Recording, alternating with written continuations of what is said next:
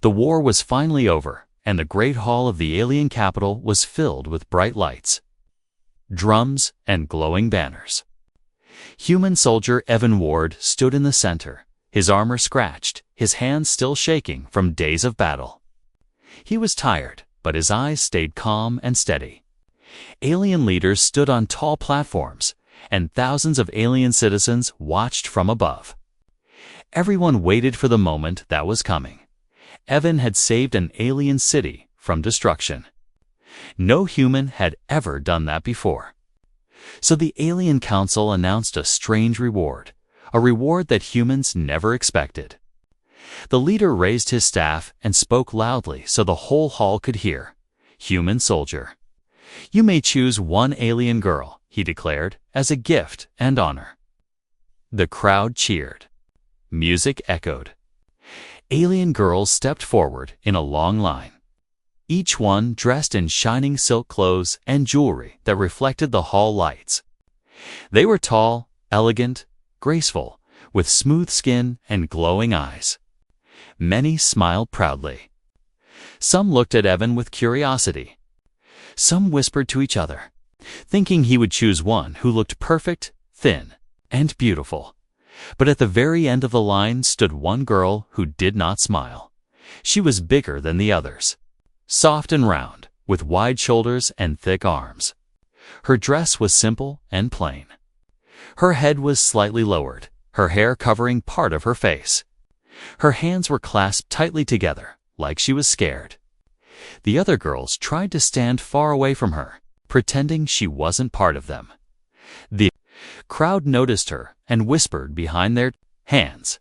"She is the fat one," a voice said. "No one would choose her," another muttered. "She should not even be here." Evan heard the whispers, but he didn't look away. Something about her made him pause. While the others stood proudly, this girl looked small, even though her body was large. While the others looked confident, she looked like she was waiting for punishment. The leader smiled and raised his hand toward the beautiful girls at the front.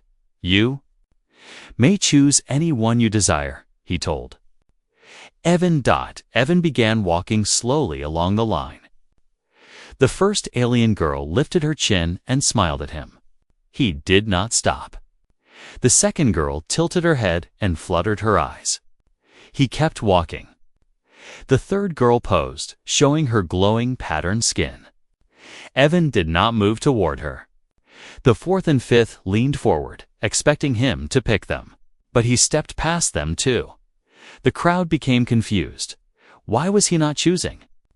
Alien commanders exchanged looks. Some laughed quietly, thinking he was trying to build suspense. The elegant girls at the front looked angry and surprised. They were sure he would choose one of them. But Evan kept walking, his boots echoing across the stone floor, until he reached the end of the line where the shy, large girl stood alone. She froze when she realized he had stopped in front of her. Her eyes widened, and she looked around like she thought someone else must be behind her. When she understood he was truly looking at her, she swallowed hard and whispered something too soft for anyone to hear. The hall went silent. Everyone stared. Evan spoke in a calm, steady voice. "I choose her." Gasps filled the hall. Some aliens dropped their cups. Some covered their mouths. Some laughed in disbelief. The elegant girls looked shocked, their pride collapsing. Even the leader blinked, unsure he had heard correctly. "You choose that one?" he asked carefully. Evan nodded once. The fat alien girl trembled as if she could not believe what was happening. Her eyes were shiny, like she was about to cry, not with joy, but with fear. Why fear? Why sadness? Why didn't she smile like the others? A commander leaned close to the leader and whispered, but Evan still heard it. "She is not like the rest," the commander said. "She is a problem." Evan's jaw tightened, but he said nothing. He stepped closer to the girl, slow and gentle. She finally looked up at him, And in her eyes he saw something the others didn't have: pain, loneliness, and a secret she carried alone. The hall waited for her reaction. But she did not bow, did not thank him, did not celebrate. Instead, she whispered with shaking lips, "Please, don't let them send me back." And suddenly, the room didn't feel like a celebration anymore. It felt like danger. Why didn't she want to go back? What were they hiding? Why did she look like she was terrified of her own people? The answers were coming, but not yet. The cheering stopped quickly after the strange moment. The drums faded, the banner stopped waving, and the hall felt cold, even though the air was warm. Evan stood beside the girl he had chosen, and she stood stiff like a stone statue. The other alien girls stepped back, pretending they did not know her. Some of them smiled with relief, some with cruelty. None of them looked sad, for her guards approached to escort Evan and the girl out of the hall. The alien leader cleared his throat and forced a smile, trying to keep the ceremony from collapsing into confusion. "Her name is Lyra," he announced, as if the name itself tasted unpleasant. "She will now belong to the human soldier." But Lyra did not move. Her hands shook. Her eyes stayed down. And her voice, the same weak voice from before, whispered again, "Please, don't let them send me back." Evan heard fear in her words, a fear deeper than embarrassment, deeper than shame. He leaned slightly toward her. "You are coming with me," he said softly. "You're safe." But she didn't look safe. She looked like someone who expected pain at any second. The guards escorted them through long crystal hallways. Alien murals showed heroic warriors, perfect bodies, elegant queens. None of the paintings showed anyone like Lyra. She walked with small steps, even though her legs were strong. She kept her arms wrapped around herself like she wanted to disappear.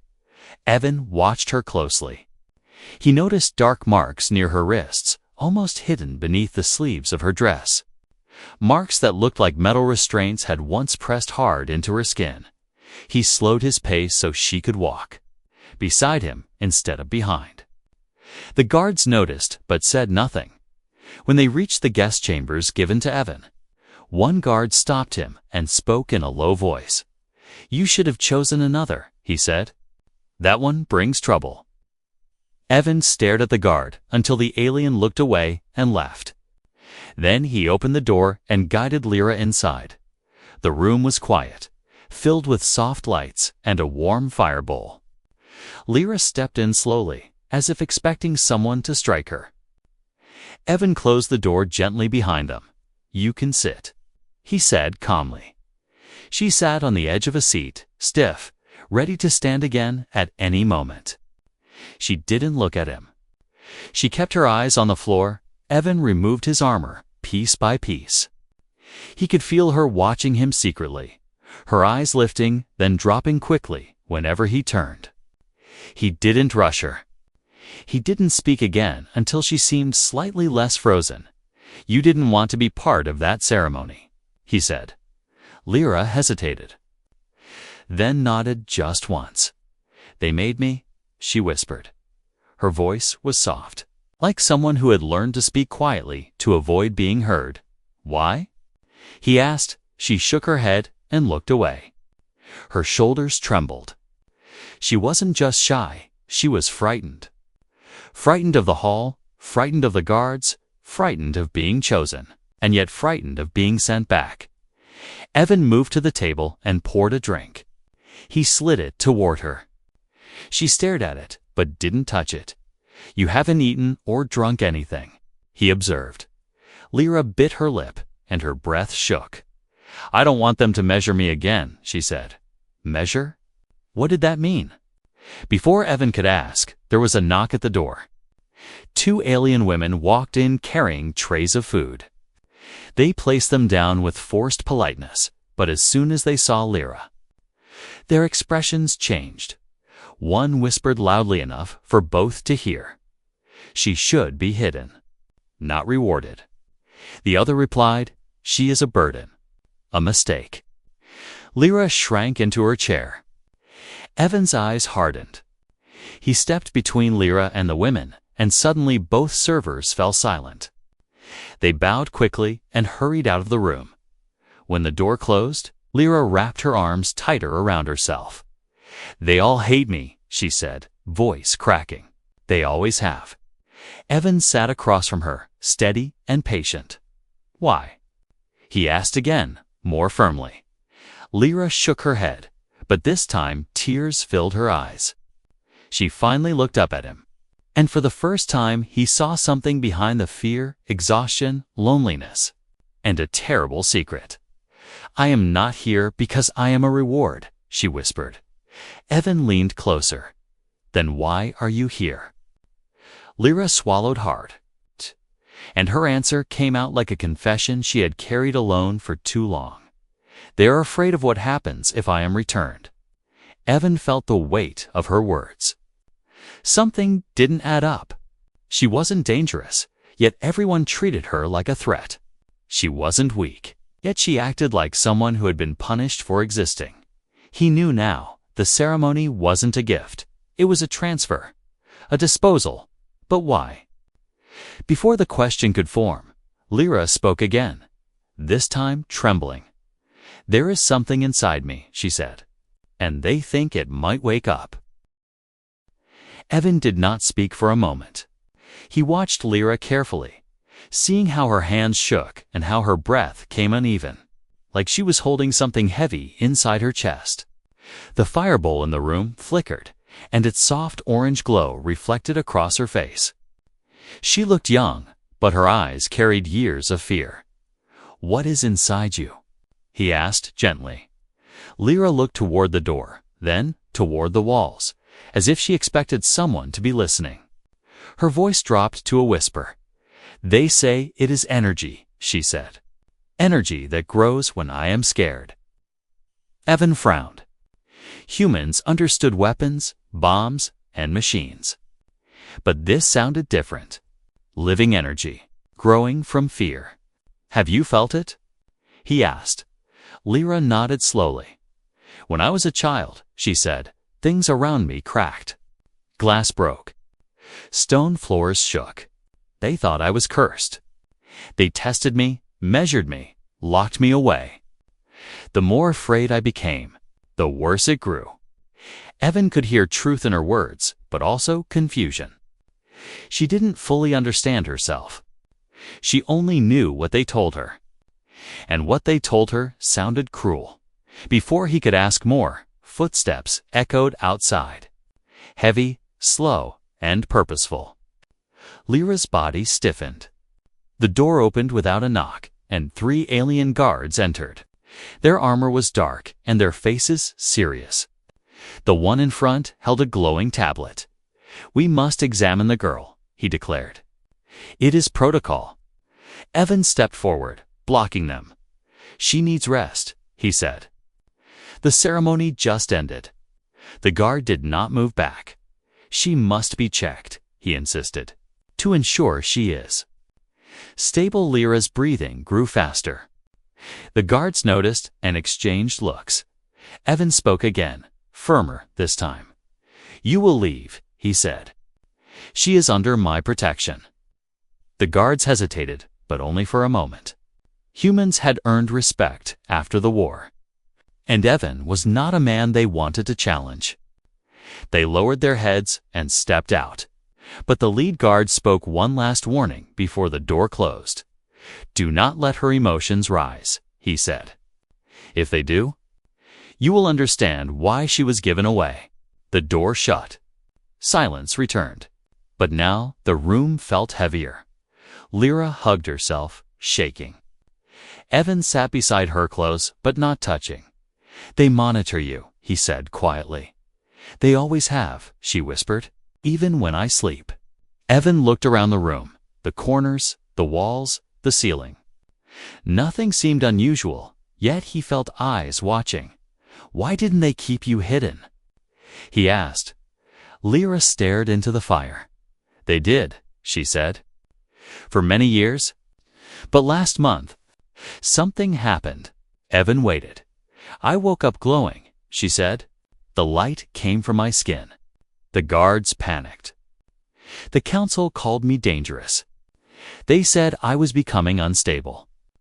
They said I must be removed, removed, not moved, not relocated, removed." Evan understood the word in a way soldiers always understood it. They wanted her gone. But instead, they disguised it as a reward, letting a human take her, so they would not be blamed. Lyra continued in a shaking voice. "They said giving me to a human would hide the shame. And if something happened, it would not be their fault." Evan felt anger rising inside him. But he kept his face calm so she would not fear more. Then something strange happened. The firebowl flickered again. But this time, the flames bent toward Lyra instead of rising upward. The air around her shimmered softly, like heat above a desert road. Lyra gasped and pressed her hands against her chest. "No. No, not now," she whispered. Evan leaned forward. "What is happening?" Lyra shook her head quickly. "When I remember bad things, when I feel trapped, it starts." Her skin glowed faintly, only for a moment, then faded again. She was frightened, but she was also fighting it. Evan spoke softly, steady, like a calm river. "You are not trapped here," he said. "You're with me. You're safe." Lyra looked at him, surprised by the certainty in his voice. No one had ever spoken to her like that. No one had ever tried to calm her. They only feared her, measured her, restrained her. The glow faded completely. Her breathing slowed. Her shoulders loosened. Evan stood and walked toward the far side of the room. A small metallic panel caught his eye, smooth, seamless, almost invisible. He pressed his hand against it. It lit up. A hidden compartment slid. Open. Inside was a glowing crystal tablet marked with the same symbol as Lyra's wrist restraints. A medical file. Her medical file. Evan carefully lifted it. The surface reacted to his touch, lighting brighter. Opening like a living book, lines of alien script glowed, showing readings, warnings, and a label stamped across the top.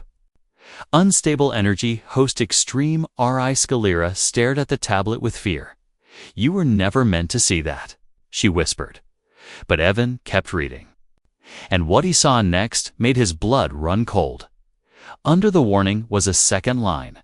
"Only human contact lowers energy levels." He looked at Lyra, looked at him, and suddenly, everything made sense except one terrible question. If humans calmed her, why did they wait until now to give her one? Evan stared at the glowing tablet, the alien symbols shifting and rearranging as if responding to his presence. Lyra sat frozen, her hands gripping the seat so tightly her knuckles turned pale. The firebowl crackled softly, but the room felt silent, as if even the flames were listening. "Only human contact lowers energy levels," Evan read aloud. Lyra closed her eyes. Ashamed. "That is why they gave me to you," she whispered. "Not because you earned an honor, but because they wanted to stop the glow." Kayvon set the tablet down gently and moved closer so she would not feel alone. "How long have they known this?" he asked. Lyra's voice trembled. "Since I was 14, she said. "They discovered it by accident. A human doctor touched my arm during a medical test, and the energy dropped. The alarms stopped. The walls stopped shaking." Evan tried to imagine her younger, terrified, surrounded by cold machines and frightened scientists. What did they do then? He asked. Lyra opened her eyes slowly, and there was bitterness in them. "They said it was shameful," she whispered, "that an alien like me should not depend on a human. They kept testing, but in secret. They used machines instead of people. They wanted to control me without needing anyone else." Evan understood. Pride, politics, ego. The alien empire could not accept that a human held the key to something they feared. "So why release you now?" he asked. Lyra wrapped her arms around herself again. Because the glow started again, she said, stronger than before. They could not stop it. They tried medicines. They tried isolation. They tried fear. Nothing worked. Fear. Evan realized something. Fear made her energy worse. Human presence made it better. He looked at her carefully. "Are you afraid now?" he asked. Lyra nodded, tears forming. "I am always afraid," she said. "Afraid of myself. Afraid of what happens if I panic. Afraid of hurting others." Evan sat beside her, close enough to offer safety but not touching her without permission. "You haven't hurt anyone," he said. "Not once." Lyra shook her head slowly.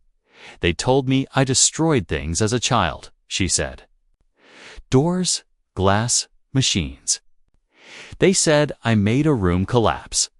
I don't remember it. I only remember screaming." Evan noticed something in her toned out, as if she wasn't even sure those memories were real, as if someone had fed her fear like food. Before he could ask more, the ground beneath their feet vibrated slightly. Not much, but enough to feel.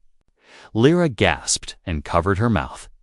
"It's starting again," she whispered. Evan placed his hand gently but confidently on the table between them. Not touching her, just grounding the moment. "Breathe," he said softly. "Look at me." Lyra lifted her eyes slowly. Her lips trembled, her shoulders shook, and for a moment her skin shimmered with a faint glow like moonlight underwater. Evan kept his voice calm, steady, deep. "You are safe here," he said. "You are not alone. Nothing is going to happen." The glow flickered, dimmed, and faded completely. Lyra stared at him, shocked. "You stopped it," she whispered. "You stopped it," Evan corrected. "I only reminded you." Soft knock suddenly hit the door, and a new figure entered, an alien scientist in a silver uniform. He held a scanner and looked nervous. "I'm here to check the readings," he said quickly. "The Council demands updates." Evan blocked his path. "No tests," he said. "She is resting." The scientist swallowed hard. "It is required," he insisted. "Her energy levels rose earlier. We detected it." Lyra trembled again, and the scanner in the scientist's hand began to beep. Evan stepped closer to Lyra. And instantly, the scanner went silent. The scientist's eyes widened. "So it is true," he whispered. "Humans really do suppress the reaction." Evan spoke calmly, but firmly. "You knew this?" he said.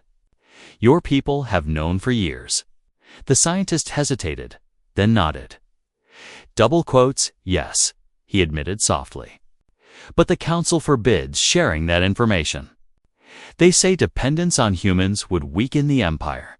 Lyra lowered her head. The shame in her expression cut deeper than any wound. The scientist stepped back, suddenly afraid of Evan, not because of danger, but because of truth. Before leaving, he said one more thing. "There is something else you should know. The energy inside her is growing faster. Soon, even human presence may not be enough." When he left, the room fell silent again. Lyra looked at Evan with wide, frightened eyes. "What does that mean?" she asked. Evan answered honestly. "It means they didn't give you to me to save you." He paused. "They gave you to me to delay an explosion." Lyra covered her mouth, horrified. But Evan wasn't finished. "And if they think the delay won't work?" His eyes hardened. "They may try to erase you before anyone learns the truth." Lyra's voice broke into a whisper. "Then why did you choose me?"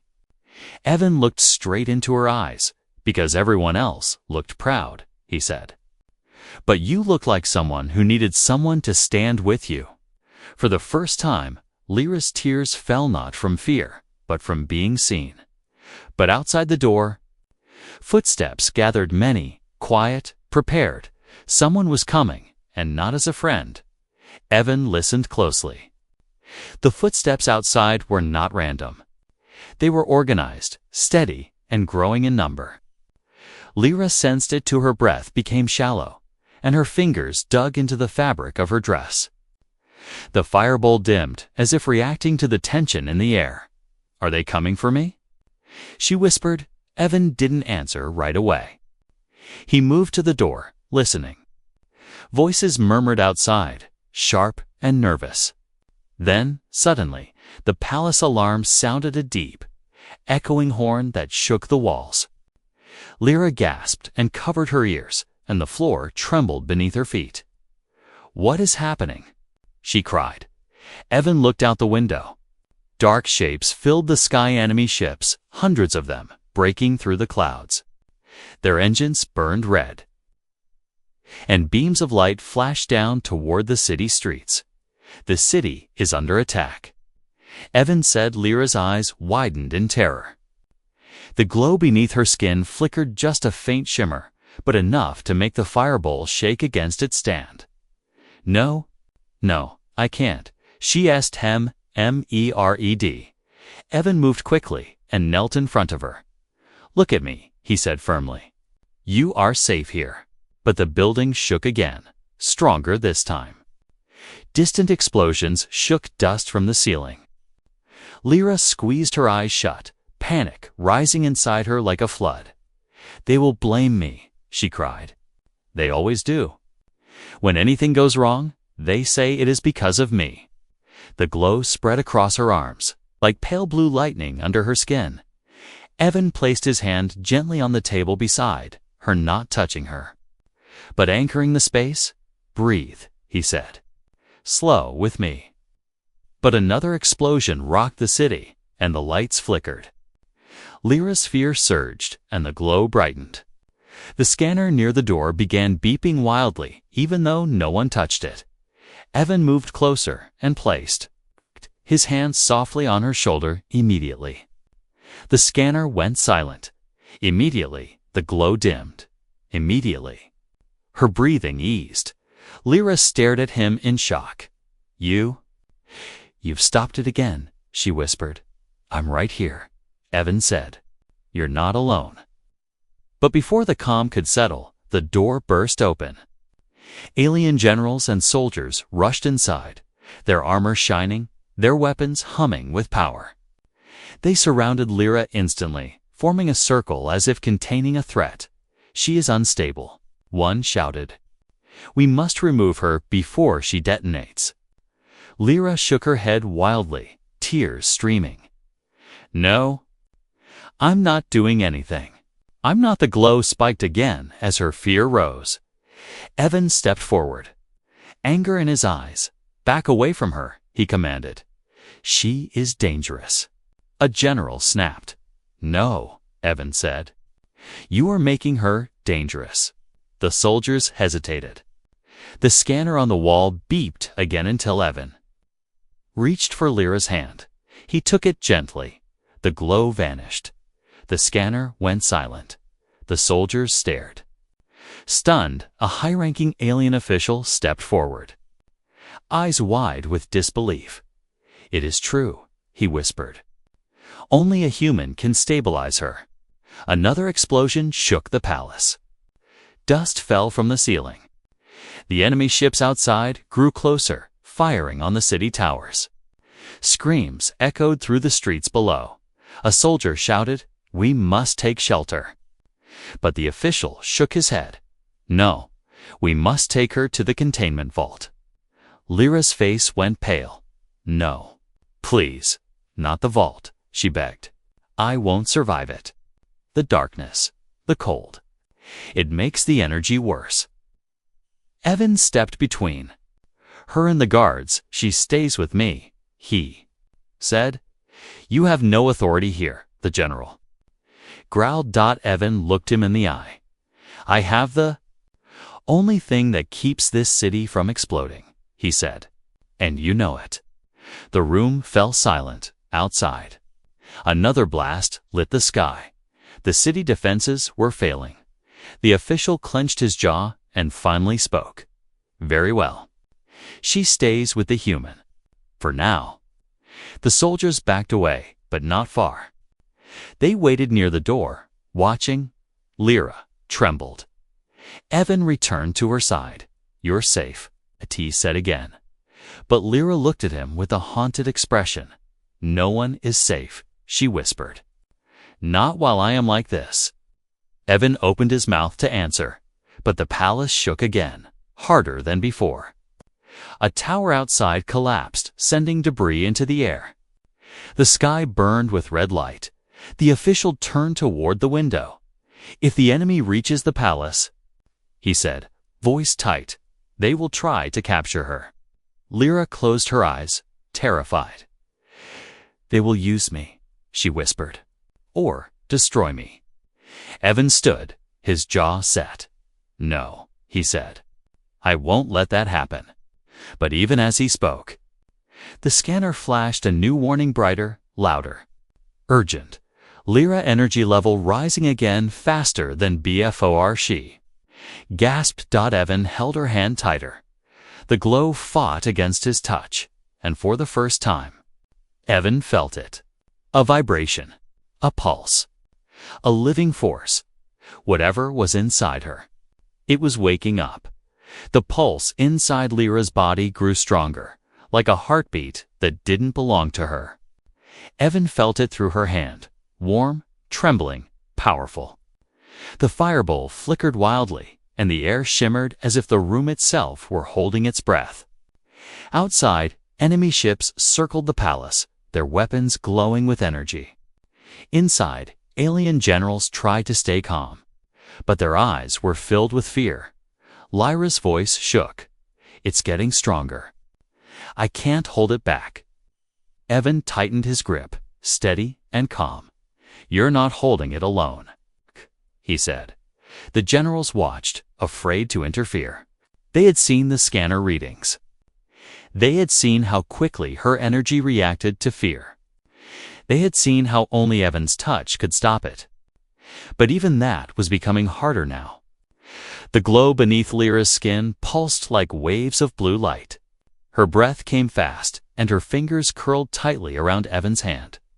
"Why is it rising so fast?" One general demanded. The scientist who had visited earlier returned, holding a trembling device. "The attack," he said. "Her fear responds to danger outside. The city panic is feeding it." Lyra squeezed her eyes shut. "I can feel it. I feel everyone screaming. I feel their fear like it's inside me." Evan leaned closer, his voice low and grounding. "You feel it because you care," he said. "That doesn't make you dangerous. It makes you alive." Lyra opened her eyes slowly. For the first time, she saw something in his gaze, understanding. Not pity, not fear, not disgust, understanding. "Why did you choose me?" she whispered, voice barely a breath. "Tell me the truth." Evan exhaled slowly. This moment had been waiting since the ceremony. Since the hall fell silent. Since everyone stared in disbelief. "It wasn't because you stood out," he said. "It was because everyone pretended you didn't." Lyra blinked.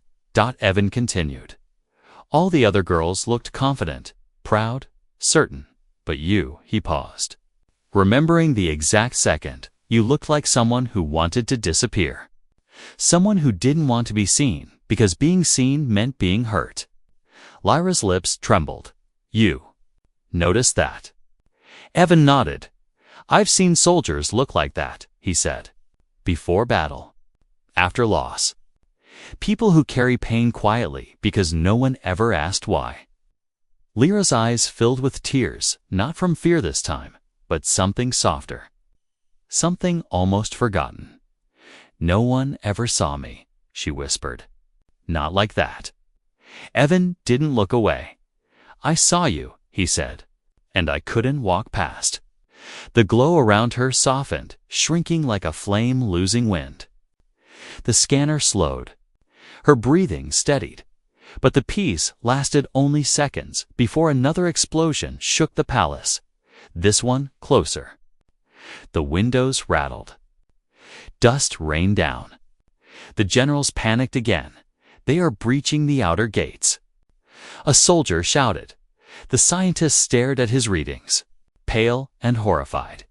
If her energy reaches maximum during an emotional spike, he said, she won't just glow, she will release it. Release it how? Evan asked. The scientist swallowed hard, like a star collapsing. Lyra covered her mouth, horrified. I don't want to hurt anyone, she cried. I never wanted that. Evan held her face gently, not forcing, not gripping, just steadying. You won't, he said. Because I'm here, and I'm not letting go. The scanner slowed again. The glow faded to a soft pulse. The generals looked at Evan with a mixture of fear and awe. It is true, one whispered. He is the key. But the scientist shook his head. No, the readings show something new. It's not just human touch that calms her. Everyone turned toward him. It's him specifically. Lyra stared at Evan. What does that mean? She asked. The scientist stepped closer, voice low. Energy bonds, he said. Rare, ancient, powerful. Sometimes two beings connect in a way that changes their biology. His presence doesn't just calm you. It synchronizes with you. Evan didn't flinch. So that's why they gave her to me, he said. Not to save her, to hide her. The scientist nodded. The council feared what would happen if the bond completed. Lyra's voice shook. What happens if it completes? The scientist hesitated. You stop being unstable, he said quietly. You become something new. Evan turned to Lyra.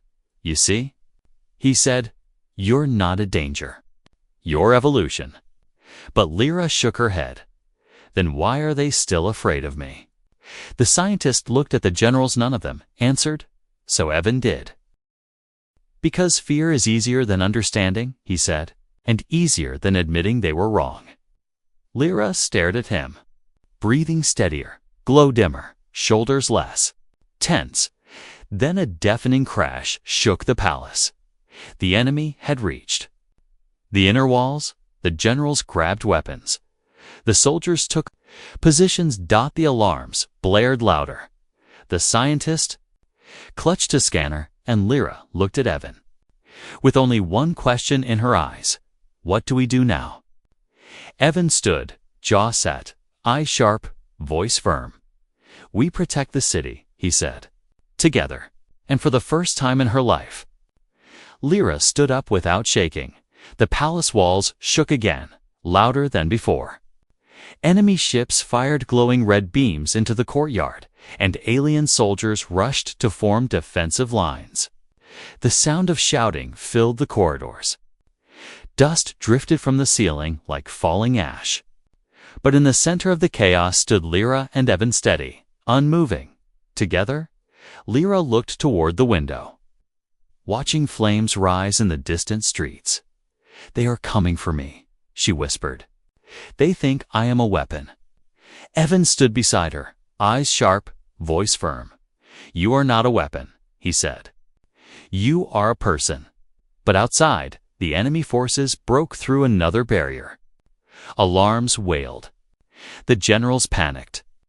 The scientist studied the glowing scanner with trembling hands. Her energy is growing again, he warned. The stress of the attack is triggering it. If it reaches the final stage, it won't, Evan said. The scientist stared at him. How can you be sure? Evan turned to Lyra. Because she's not alone. Lyra's glow flickered again, spreading across her arms and chest. She pressed her hands against her heart, breathing fast. It's too strong, she said. I feel the fear of the whole city. I feel their panic. It's pouring into me. I can't stop it. Evan reached for her hands. Look at me, he said softly. Lyra lifted her eyes. The glow brightened, shaking the air around them. The generals stepped back. Soldiers raised shields. The firebowl flickered violently. Evan kept his voice calm. Do you trust me? He asked. Lyra swallowed. Yes, she whispered. I don't know why. But I do. Evan took her hands fully warm, steady. Grounding, the scanner went silent. The glow dimmed. The air stopped shaking. The generals stared with disbelief, the scientist whispered. The bond? It's forming. Outside, a massive blast hit the palace gates. The doors rattled. A soldier ran in, shouting, "The enemy forces have breached the courtyard. We must evacuate." The generals prepared to flee, but the scientist shook his head. "If she leaves while unstable," he warned, "the energy will surge again. The entire city could die." Lyra trembled, terrified. "What do I do?" she asked. Evan squeezed her hands gently. "You stay with me," he said. "No matter what." She nodded, tears forming. Then something changed. The glow didn't return as a pulse. It flowed soft. Warm, spreading slowly like dawn light. Not violent. Not shaking. Not dangerous. Beautiful. The scanner displayed new readings. Stabilization. Phase energy redistribution, human host SCIFI. The scientist gasped. "It's happening. The bond is completing." But the palace doors exploded inward before anyone could react.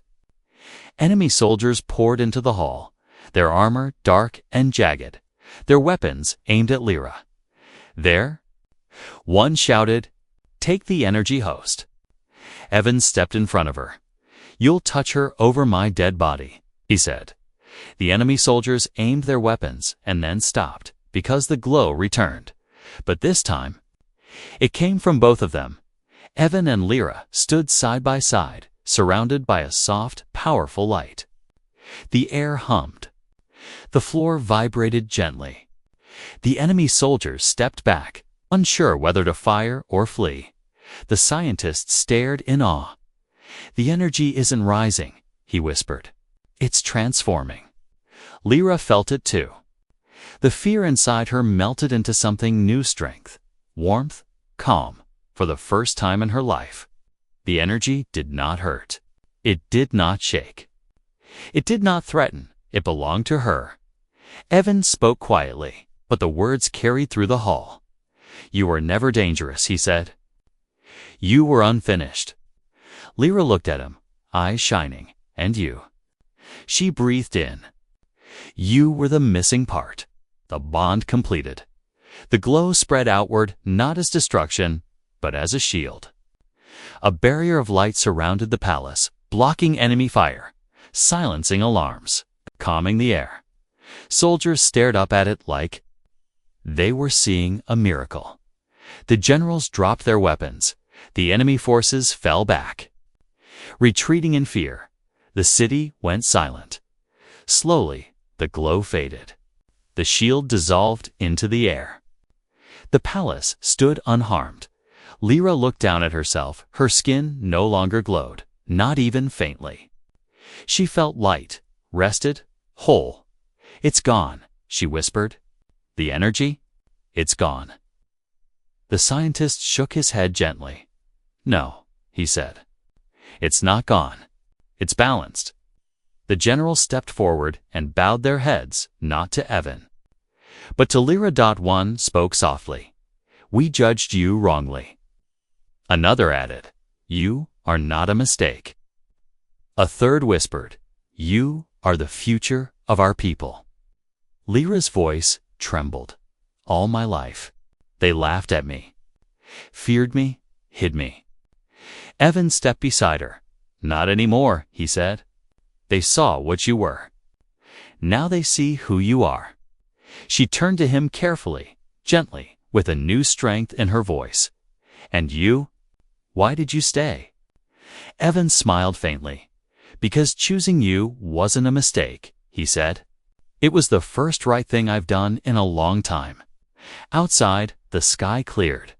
Inside, the palace bowed. And in the quiet that followed, Lyra finally breathed without fear.